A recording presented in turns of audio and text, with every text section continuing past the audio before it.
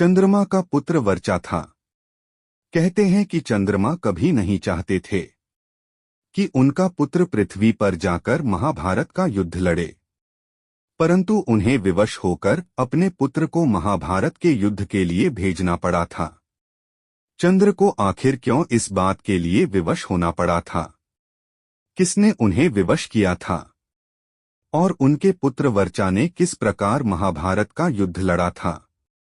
साथ ही आखिर इस युद्ध में भगवान श्री कृष्ण ने अभिमन्यु को क्यों नहीं बचाया था? आगे हम इसे जानते हैं। दुष्टों के विनाश के लिए भगवान विष्णु अवतार लेते थे। भगवान विष्णु का साथ देने के लिए सभी देवताओं को पृथ्वी पर या तो अपना अवतार लेना पड़ता था या फिर अपना पुत्र उत्पन्न करना पड़ता था। द्वापर युग में दुष्टों का विनाश करने के लिए भगवान विष्णु कृष्ण के रूप में अवतार लेने वाले थे।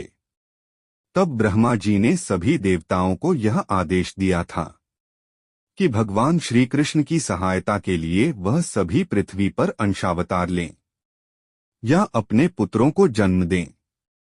जब चंद्रमा ने सुना कि उनके पुत्र वर्चा को भी पृथ्वी पर जन्म लेना का अधिकार मिला है, तो उन्होंने ब्रह्मा के उस आदेश को मानने से इनकार कर दिया। साथ ही यह भी कह दिया था कि उनका पुत्र वर्चा अवतार नहीं लेगा। तब सभी देवताओं ने चंद्रमा पर यह कहकर दबाव डाला कि धर्म की रक्षा करना सभी देवताओं का कर्तव्य ही नहीं, धर्म भी है। इसलिए वे अथवा उनका पुत्र अपने कर्तव्य से कैसे विमुख कैसे हो सकते हैं? देवताओं के इस प्रकार दबाव डालने पर चंद्रमा विवश हो गए थे, लेकिन फिर भी उन्होंने देवताओं के सामने एक शर्त रख दी थी। वह शर्त यह थी कि उनका पुत्र ज्यादा समय तक पृथ्वी पर नहीं रहेगा। साथ ही भगवान श्री कृष्ण के मित्र देवराज इंद्र के पुत्र अर्जुन के पुत्र अभिमन्यु के रूप में जन्म लेगा।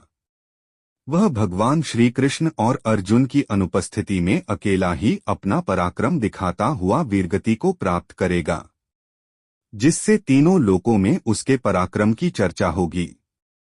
इसके साथ ही चंद्रमा ने देवताओं के सामने यह शर्त भी रख दी थी कि अभिमन्यु का पुत्र भी उस कुरु मंचा का उत्तराधिकारी होगा। चंद्रमा के इस हठ के कारण सभी देवता विवश हो गए थे। तब चंद्रमा के पुत्र वर्चा ने महारथी अभिमन्यु के रूप में जन्म लिया था, जिसके बाद द्रोणाचार्य द्वारा रचे गए चक्रव्यूह में तीनों में अपना पराक्रम दिखाकर अल्पायु में ही वीरगति को प्राप्त हो गए। कहते हैं कि यही कारण था कि श्री कृष्ण ने अभिमन्यु को नहीं बचाया था।